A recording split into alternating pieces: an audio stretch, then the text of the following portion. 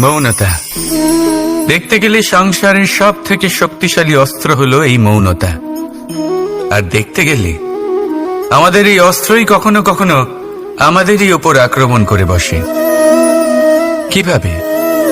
অনেক সময় আমরা আপনদের দেখে, তাদের অনুচিত কার্যকলাপ দেখে, অনুচিত কথা শুনে চুপ করে থাকি, ভেবে নিয়ে আমরা যেন কোনোভাবে তাদের আঘাত না করে ফেলি, দুঃখ না দিই, ক্রুদ্ধ না করে ফেলি, ভেবে নিয়ে এই সমস্যা এড়িয়ে যাবে। কিন্তু এইখানেই আরম্ভ হয় সব থেকে বড় সমস্যার। আমরা কিছুই বলি না এটা ভেবে উনি আমার আপনজন, আর সেই ব্যক্তি ভাবেন যে কিছুই বলেন না সেই আমার আপনজন।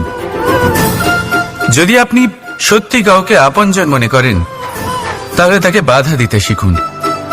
তার অনুচিত কাজে, তার অনুচিত কথায় তাকে বাধা দিতে শিখুন। তক্ষুনি ওনাকে বোঝান যে উনি কি ভুল করছেন, ওনাকে বোঝান, ওনাকে সঠিক পথ দেখান, সেই পথে ওনাকে চালিত করুন। এটাই হলো আপন ভাবা। আর তার জন্য মৌন থাকা নয়, দরকার গর্জন করা।